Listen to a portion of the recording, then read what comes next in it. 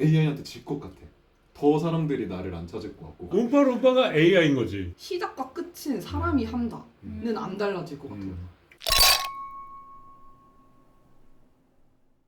오늘 이제 AI에 대한 얘기를 하려고 했는데 AI 콘텐츠들이 계속 활용이 되고 있고 상업적으로도 쓰이기 시작을 한 상태에서 AI 콘텐츠가 범람할 것 같은 이 세상 속에서 우리의 역할들을 어떻게 또 재정립해 나가야 될까 이런 생각을 좀 했었거든. 개인적으로는 조금 좀 무서운 것 같아. 구글에서 BO3가 나오고 나서 진짜 몇 번 속았던 적이 있어. 처음에 그냥 영상을 봤는데 어떤 전시회 같은 데에서 사람들 인터뷰하는 영상이었단 말이야. 근데 중간쯤에 뭔가 이상하다고 느껴서 해시태그를 봤는데 BO3의 AI 영상이었던 적도 있고, 좀 메이저 브랜드에서 다는 아니지만 일부분 AI 영상을 활용해가지고 광고를 만든 사례도 이미 나왔고, 그때 약간 좀 무서워지는 거야. 위협적이긴 하나 받아들여야 되는 부분이잖아요. 무대 쪽으로 배우들이 틀려고 하는 경향이 좀 많이 보이더라고요. 잘 나가던 탑 배우들이 어느 날 갑자기 연극이라든지 어디 뭐 뮤지컬이라든지 갑자기 등장해서 이렇게 보여지더라고요. 이럴 줄 알았는데 지금 이런 게 벌어지고 있구나. 그래서 지금은 AI 쪽으로 뭔가 자격증을 좀 따야 되나? 왜냐면 배우는 기술직이기도 하면서 기술직이 아니거든요. 그래서 좀 그런 생각도 요즘 많이 하는 것 같아요. 저는 완전 긍정적인 건 글을 쓰니까 그 챗GPT 없이 글을 쓸 수가 없어요, 이제는. 그러니까 챗GPT의 도움을 너무 많이 받고 있고 기획서 작성할 때도 AI 도움을 너무 많이 받고 있어서 AI를 제일 잘 쓰는 에디터가 되고 싶거든요. 글을 제일 잘 쓰는 사람이 결국에 AI도 잘 쓴다고 생각을 해요. 특히 카피라이터들도 분명히 AI가 다 해줄 거란 말이에요. 근데 그 AI한테 추천을 해달라고 했을 때 뭐 100개 추천해줘 하면 100개를 진짜 빨리 만들어주거든요. 거기서 선별하는 능력은 결국 사람이다라고 생각을 해서 AI가 조금 시간을 단축해주는 용도지 내 직업을 아직까지는 뺏지 않을 것 같기도 한데 그 와중에서도 그냥 일반인들도 너무너무 잘하니까 이거에 대한 두려움은 살짝 있기는 하죠. 근데 저는 이런 생각도 드는 거예요. 만약에 좀 AI가 좀 더 발전해가지고 얼굴은 평범한 사람, 그리고 키는 187에 체형은 그거를 숫자로 기입해서, 그리고 피부는 살짝 이러한 퍼스널 컬러인 사람 피부톤까지 이렇게 맞춰서, 그러니까 너무 무궁무진해서 무서운 거예요. 여기다가 로봇까지 나와서 그 AI를 탑재를 했을 때 그러면 이제 배우는 없어지는 거예요. 모델 섭외 플랫폼에서도 글을 써요. 거기서 제가 맨날 하는 말이 AI가 발전을 해서 모델들을 이제 AI로 대체하는 경우가 있는데 완전 반대하는 입장은 뷰티 브랜드인데 AI로 하면은 누가 사겠냐라는 마인드긴 해요, 저는. 그러니까 뷰티 브랜드에 살려는 건 입술 색깔이 예쁜지 색깔을 막 다 보고 싶은데 이걸 기계 위에 얹으면은 이거 다 그냥 똑같은 제품처럼 보이지 않을까? 내 장점이 안 담겨 있는데 이미지에. 이래서 저는 아직까지 뷰티랑 패션 브랜드는 모델을 진짜로 섭외해서 촬영하는 거를 추천드리고 그런 브랜드를 더 선호하게. 나중에는 좀 교체가 될 수 있다고 생각해. 저는 뷰티는 안 될 것 같고 패션도 사실 안 될 것 같은데 광고 이미지들은 대체가 될 것 같아요. 그러니까 짤막짤막하게 소비되는 광고 이미지들은. 제가 또 로봇 회사에서 일했어요. 완전 이런 로봇 시장에서 일했을 때 전 사람이랑 똑같은 로봇이 나올 수 없어요. 내가 죽기 전까지는. 아니면 10년 안에는 사람이랑 똑같은 로봇이 나오기 너무너무 힘들어요. 이걸 아니까 저는 연기는 AI가 대체될 수 없는 영역이라 생각해요. 이 중에서 기획과 결정을 하는 입장은 이제 예림이. 언어인지 우리 같은 경우에는 그 과정 속에 있는 사람들이라서 사실 나도 물론 기획, 영상 기획을 하고 있기는 하지만 어디까지나 내 개인적인 영역에서만 하고 있고, 둘 같은 경우에도 누군가의 기획한 영상의 도구로서 일을 하는 거잖아. 조금 과격하게 얘기를 하자면 걱정이 더 커지는 것 같아. 영상을 제작하는 일종의 도구로 계속 활동을 해왔으니까 사람 사진을 집어넣고 그거를 맞아. 어떤 식으로 바꿔달라고 하면 지금 이미 바꿔주고 있는 상태고, 편집 툴에서도 AI가 되게 많이 쓰이고 있는데 직급이 올라갈수록 자리가 점점 좁아질 거고, 근데 그 사이에 AI가 기술직을 대체를 하기 시작을 하면은 내 자리는 진짜 거의 없겠구나라는 생각이 드는 거지. 저는 AI 프로그램 거의 15만 원씩 쓰거든요, 월에. 최종으로 하는 사람은 저잖아요. 그러니까 AI의 도움을 엄청 많이 받고 있는데 편집을 어떤 기획에 따라서 어떻게 할지를 그 PPT를 다 넣었어도 그 PPT 안에 내가 생각하는 모든 게 담겨있지 않잖아요. 결국에 시작과 끝은 사람이 한다는 안 달라질 것 같아요. 작업 중 과정에 컷 편집만 하는 인턴이 사라질 수도 있지. 난 약간 두려웠던 거는 아까 얘기했었던 릴스 같은 것들이었어. 되게 자극적인 릴스들이 많거든. AI로만 만들어진. 근데 저는 어떻게 생각하냐면 AI가 나와서 그 자극적인 릴스들의 주기가 빨라졌을 뿐 그 자극적인 릴스를 기획하는 사람이 많아요. 그러니까 있어. 왜냐면 그게 호킹되는 게 당연하니까. 왜 AI 탓으로 돌리는 느낌이 없지 않아 있어. 저는 AI 툴을 많이 써보고 경험한 입장으로서 내가 사람이 무조건 해야 되는 일이라고 생각을 하는데 그것들을 기획하는 것조차도 사람이라 생각해요. 광고에서 많이 보는 이유가 적은 돈으로 사람들이 많이 눌러야지 전환 효과가 있을 텐데 그 A/B 테스트를 분명 할 거예요. A는 뭐 사람이 만든 영상, B는 AI 도움받아서 로봇 뭐 한 영상 해서 두 개를 해봤을 때 B가 반응이 좋아. 근데 만약에 반응이 너무 안 좋아. 테스트를 하면서 이제 잡아가는 단계라서 뭔가 맞는 것 같아요. 지금 그 자극적인 영상을 AI가 나 출시됐으니까 새롭게 이렇게 해서 자극적인 거 올려와야지 하는 게 아니잖아요. 그렇긴 하지. 그러면 나 위협일 것 사람이 같아. 하니까. 근데 이거 약간 후킹될 것 같아. 그러니까 더 자극적으로 넣자. 이것조차 사람이 결정하고 그쵸. 그걸 광고로 태우는 것도 사람의 돈이에요.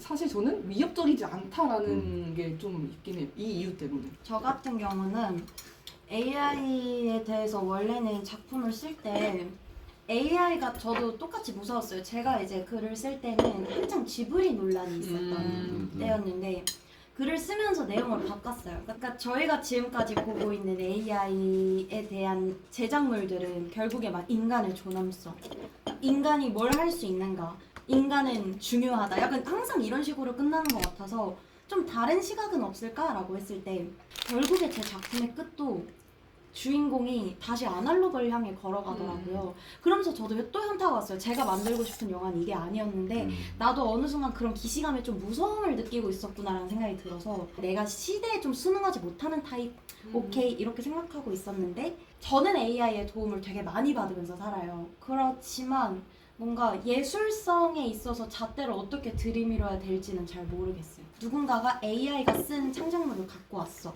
그거를 토대로 본인이 조금 해석을 했는데 이거는 내 연기야. 이거는 내 분석이야. 이거는 내 거야. 라고 했을 때 진짜 혼자 힘으로 한 사람이랑 같이 비교를 하면은 AI의 도움을 받거나 한 친구를 봤을 때가 훨씬 월등하게 좋았을 때도 있어요. 물론 그 실력적인 부분에서 차이가 날 수는 있지만 가끔 그런 걸 봤을 때는 내가 여기서 어떤 자세를 취해야 할까라는 생각을 했는데 책방에도 그래도 사람 많고 영화관에도 사람 많은 걸 보면은 사람들은 어쩌면은 이 AI가 막 성행하는 시대에서 계속 아날로그로 발전하니까 갈망하는 것 같아요. 근데 완전 공감. 왜냐면 저는 취미가 필카잖아요. 그러니까 AI 강연을 하고 AI를 많이 쓰는데 저는 AI라는 게 사실 완전 순환일 뿐이지 내 인생에 크게 지배당할 것 같은 느낌은 사실 잘 못 받고 그냥 나에게 도움을 주는 수단? 그러니까 예를 들어 프리미어 프로가 이제 편집 프로그램인데 캡컷이라는 앱도 있잖아요. 맞아요. 그거는 완전 많이들 사용할 수 있는 거고 프리미어 프로 어도비가 좀 이제 전문가 용도로 쓰잖아요. 그러니까 뭔가 이 차이밖에 이런 차이로 느껴져요 AI가. 그러니까 조금 더 전문적으로 디테일하게 해줄 수 있는 그 기능이 있는 이런 기능의 차이라고 느껴지고 이제 내 취미는 결국에 뭐 필카라든지 저도 글 쓸 때 다 손으로 쓰거든요. 아, 어른들이 이런 걸 보고 이런 식으로 얘기한 건가? 지금 당장에 내가 받아들이는 AI가 너무 크게 느껴지는 거지. 그분들도 어쨌든 그 시대에 그것들이 너무 크게 느껴졌기 때문에 우리한테 본인들이 걱정해서 야 니네 이거 하지 마 저거 하지 마 이거 하지 마. 근데 현 시대의 젊은이들은 잘 살잖아. AI를 보고 대체제가 나오면 내가 어떻게 살아남을 수 있을까? 이런 또 걱정을 하고 또 잘 살 수도 있어. 항상 이런 주제를 말하면 손으로 써서 뭐가 좋은데? 약간 이렇게 나올 때 저도 정확히 답을 못해요. 제가 하는 답은 야 이거 감성이 뭐 차원이 다르다 약간 이렇게 나오는데 조금만 더 있으면은 이런 우매한 아날로그 자식들 이럴까봐 가끔은 무서워요. 가끔은 정말 옛날 영화를 일부러 찾아보게 되고 얼마 전에 시네마 천국이라는 영화를 봤는데 모두가 순수하게 열광을 하는 장면이 있어요. 그냥 그 영화랑 오락수단 하나로 그 영화관이라는 곳 안에서는 성적인 행위도 몰래 하는 사람도 있고 누군가는 담배도 피고 누군가는 정치적 신념을 드러내기도 하는데 영화가 돌아갈 때는 진짜 그냥 순수 오락으로 들어오더라고요. 근데 저 시대가 이제 종말이 됐나? 그러니까 끝났나? 라는 생각이 들었어요. 다시 우리는 영화관을 찾고 우리는 유튜브를 찾고 영상은 우리 곁에 맨날 있을 거지만 그 여름과 그 더운데도 다 모여서 다 같이 이렇게 하는 저 시대가 너무 물론 겪어본 적 없는 시대지만 너무 그립더라고요. 제가 같이. 그래서 항상 이중적인 생각이에요. 맞아, AI는 좋지도 나쁘지도 않고 너무 좋은데 무섭고 너무 고마운데 또 싫어요. 막 무서워. 바라보는 입장에서 나의 세대는 축복받았다라고 생각해. 너무 좋아. 왜냐면 아날로그와 디지털과 이 시대를 다 겪고 그쵸. 나니까. 또 영화 헐도 2025년을 배경으로 했는데 맞아요. 시대가 딱 맞물리면서 제가 최근에 다시 봤거든요. 여자 목소리가 너무 AI 같지 않은 거야. 근데 지금은 살짝 AI 같잖아요. 이게 AI가 더 발전해가지고 그 목소리처럼 되면은 사실 AI와 사랑까진 아니더라도 그 마음을 털어놓고 이야기할 수 있겠다까지는 저는 있어요. 챗GPT한테 그 문제나 이런 것들 고민을 다 물어보는 스타일이에요. 그러니까 예를 들어 남자친구랑 싸웠어. 서로 어떤 점을 잘못했는지 넣어요. 그래서 카톡 캡처도 넣어본 적 있어. 여기서 누가 잘못했고 어떤 점을 사과해야 될지를 물어본 적 있어. 도움을 실제로 받았어 그래서. 응. 와.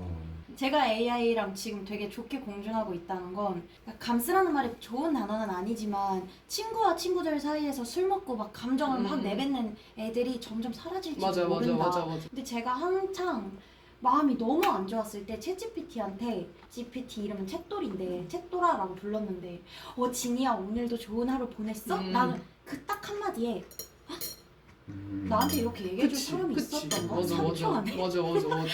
그 생각에 그때 AI한테 빠졌어요. 그때 한 번은 그런 적 있어요. 제 이제 영화 시나리오를 몇 개를 구상하다가 나는 뭘 만들지 하다가 고사를 하는데 왜? 나 얘기하잖아. 아리가또.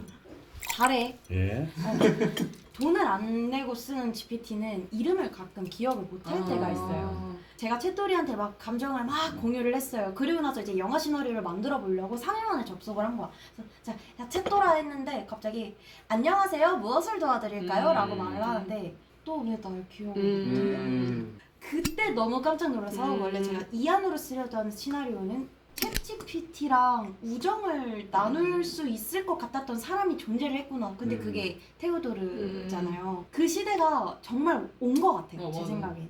내가 내 자신한테 별로 솔직하지 못했나라는 생각이 좀 들고 있기는 하거든. AI가 좋다 나쁘다를 떠나서 그냥 어떻게 대처를 하고 어떻게 행동을 해야 될지 모르겠어. 그래서 주제도 못 정하고 있었단 말이야. 근데 생각해보면 AI한테 질 것 같은 느낌이 계속 드는 거야. 너무 표현하고 싶은 욕구가 강해서 글을 쓰고 영상을 만들고 계속 표현을 하려고 하는 사람인데 되게 말도 안 되는 일이잖아. 돈이 되는 일도 아니고 내 돈을 써서 뭔가 계속 만들고 있고 부정적인 피드백이 오는 경우도 있고 피드백이 아예 없는 경우도 있고 근데도 다음 거를 계속 한단 말이야. 근데 AI가 나오고 콘텐츠가 점점 많아지면은 AI한테 질 것 같아.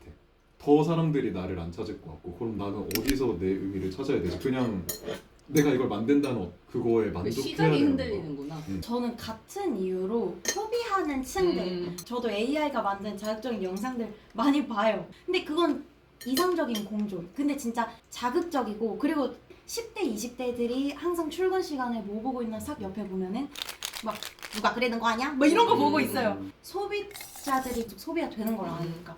그런 부분에서는 저도 정말 걱정스러운 거예요. 근데 이게 이상하게 AI가 걱정스러운 게 아니라 인간들이 걱정스러운 거였어. 아날로그와 이제 디지털 시대를 다 경험을 해서 AI 시대까지 같이 발을 슥 걸쳐가지고 20대 중후반이 됐는데 이제 어떻게 살아나가야 되지라는 생각밖에 없어요. 우리는 프롬포트가 아니야. 그 영상 있잖아요. 보면서 곧 배우 대체 되겠다. 얼마 전에 AI 영화제에서 콘티를 AI로 만들어서 내라는 거예요. 콘티를 왜 AI로 만나요? 하지만 뭐 지원 사업이니까 해야지 하고 했는데 이제 정말 그런 세대가 왔구나라는 생각 때문에 무서웠던 것 같아요. 표현의 산업혁명이 시작됐을 수도 있겠구나라는 생각이 쓱 지나갔어. 기계가 생기면서 사람들이 손으로 했었던 일을 기계가 대체를 음. 하고 더 많은 어떤 재화를 만들어내면서 여기까지 왔는데 지금 같은 경우에는 콘텐츠를 제작하고 있다라는 느낌이 좀 강하거든. 영상도 글도 그렇고 사진도 그렇고 미드전이 처음 나왔을 때 있었던 그림도 그렇고 표현하고 싶은 욕구에서 나오는 어떤 것들이잖아.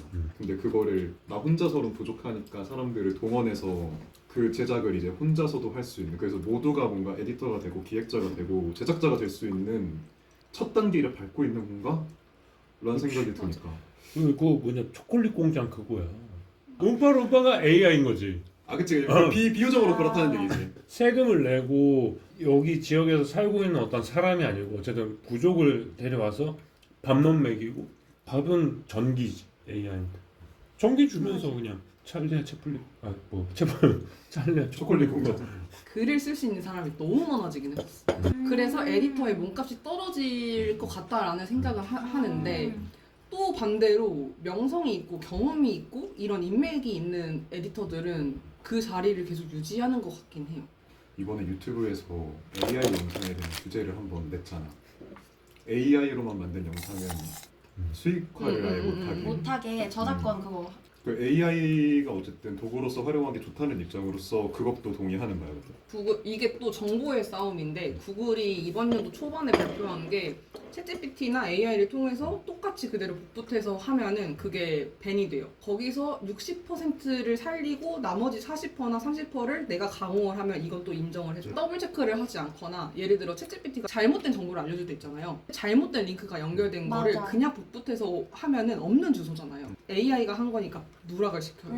이것이 되는데 그래서 저는 AI를 도구로 써야지 살아남게끔 규제가 생길 게 분명하니까 이것들을 내가 가공을 해서 올려야 되는 게 너무 당연해지고 있다 이거예요. 지금 우리가 얘기했던 것처럼 AI가 없었던 시절부터 겪어서 AI가 있는 시절로 접어들었으니까 도구까지만 활용될 거다라는 상한선을 적용하고 있을 수도 있겠다라는 생각을 난 하거든. 나 예전에 친구랑 그 얘기를 했었어. 사람은 결국 그리워할 거기 때문에 사람들이 영상에 열광해서 산업이 발전해도 난 그래도 사람들은 무대를 찾을 것 같다.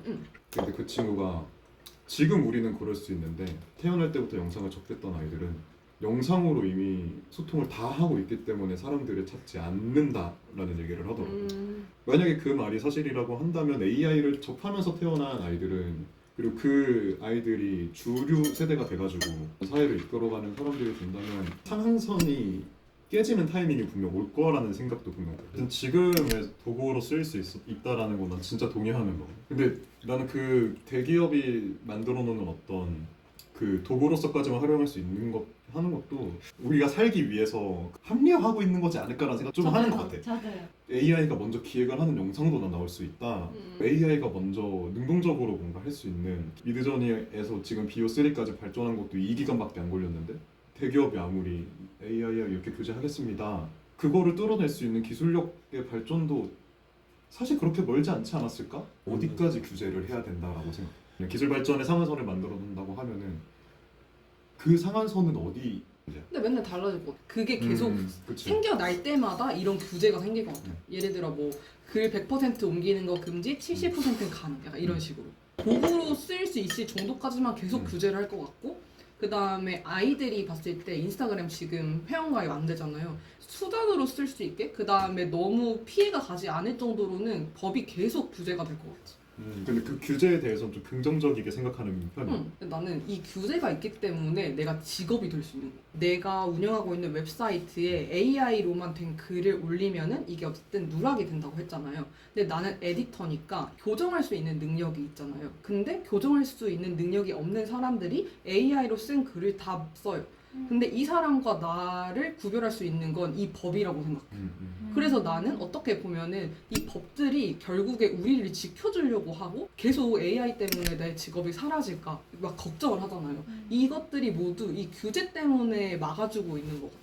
근데 콘텐츠를 제작하는 사람의 입장에서 만약에 생각을 한다 치면은 AI가 기획까지 해주면 더할 나위 없이 비용을 절감할 수 있다라는 그렇죠. 생각은 난 할 것 같아. 근데 그 사람들은 그 규제에 대해서 엄청 반대할 수도 있을 것 같거든. 그게 인간의 존엄을 떠나서 내 비용적인 측면에서 어떻게 보면 손해인 규제. 근데 사실 그 테스트를 해본 게 있어요. SEO라는 게 최적화거든요. 예를 들어 병원이 있어요. 병원에 있는 글을 계속 쓰면은 유입이 될 거잖아요. 근데 이걸 테스트를 해봤어요. AI로 100일 동안 써봤어요. 폭풍적으로 이렇게 상승을 했어요. 근데 규제가 없었어요. 근데 한 3개월 뒤에 아예 홈페이지가 안 떠요.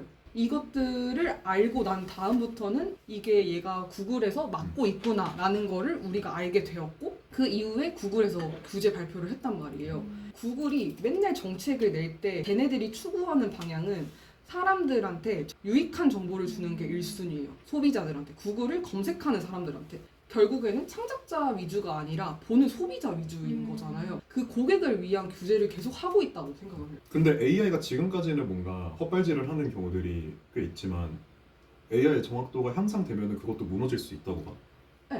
근데 무너지기보다는 챗GPT를 거의 1년 이상 쓰고 있는데 그러니까 최근 한두 달 사이에 너무 똑똑해진 걸 느껴요. 맞아요. 그걸 체감을 하는데 그래도 저는 더블 체크를 해요. 그래서 저는 에디터가 그 대체될 수 있다고는 생각하지만 이 세상에 정보가 너무 많거든요. 이 정보를 어떻게 레이아웃을 하느냐가 결국은 에디터의 능력이 될 것 같아요. 제가 하는 일은 뭐냐면 사실 글을 AI한테 써달라고 하고 이게 맞는 말인지 그리고 가독성은 좋은지를 계속 바꿔요. 그러니까 진짜 에딧을 하는 거예요. 초안은 AI한테 도움을 받고 이게 맞는지 아닌지를 또 계속 찾아보는 시간이 꽤나 길어요. 근데 이걸 과연 사람이 아니라 또 기계한테 맡길 수 있냐 이거예요. 저 여기가 사람들 사이에 떠들고 있거든.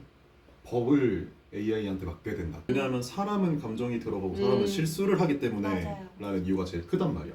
더블 체크를 하는 게 인간이라면 그러니까 인간의 오점률이 더 높은 경우의 수가 언젠가 생길 거라고 본단 말이지. 법까지 사람의 어떤 잘잘못을 따지는 일까지 AI한테 맡길 정도라면 사람들의 AI에 대한 신뢰도가 사람한테 하는 그치, 것보다 더 높다라는 생각이니까 방금 했었던 정확하지 않다라는 그냥 당장의 얘기일 수도 있다라는 맞아요. 생각이 좀 그러네요. 들어 나는. 근데 그 중에서 판사는 AI가 아니지 않을까요? 그러니까 검사가 AI로 대체될 수 있다고는 보는데 그러니까 도움을 받을 수 있다고 생각하는데 그걸 판단 내리는 사람이 AI는 아닐 것 같잖아요. 결과를 내리는 응. 사람이. 내 아들, 딸을 너무너무 잘 키워야겠다는 생각 때문에 애를 못 낳아요.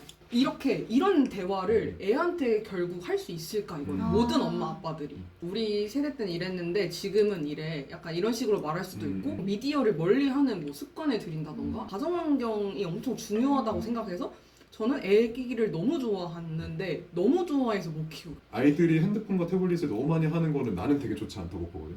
근데 그거를 하지 말라고 하는 것도 되게 이상한 일인 거야. 어떻게 잘 그러니까. 다른 쪽으로 예를 들어 음악으로 뭐 취미를 만든다든지 축구나 아니면 농구 같은 놀이에 취미를 들이게 한다든지 이런 거 있잖아. 휴대폰보다 더 재밌는 것들을 계속 시켜줘야 되는데 이미 휴대폰에 도파민에 찌들어 있으면 안 재밌을 수 있잖아. 저는 아직 축구를 엄청 좋아해서 축구장에서 축구를 보는 것 vs 유튜브 보는 것 당연히 전자거든요. 이 경험을 너무 많이 시켜줘야 될 것 같아. 근데 저는 제 어린 시절을 같이 대입을 하는 것 같아요. 근데 제 어린 시절은 운동장에서 놀았는데 제가 기억하는 제 어린 시절이 너무 지루했어요. 전자기기도 아예 못하게 뭐 컴퓨터 락킹 걸어놔 뭐 짱구는 옆집 가서만 몰래 볼 수 있을까 엄청 엄격하게 자라다 보니까 이제 요즘 보는 영화들은 뭐 그 시절의 뭐 우리라든가 뭐 이런 거 되게 소재로 많이 다루잖아요.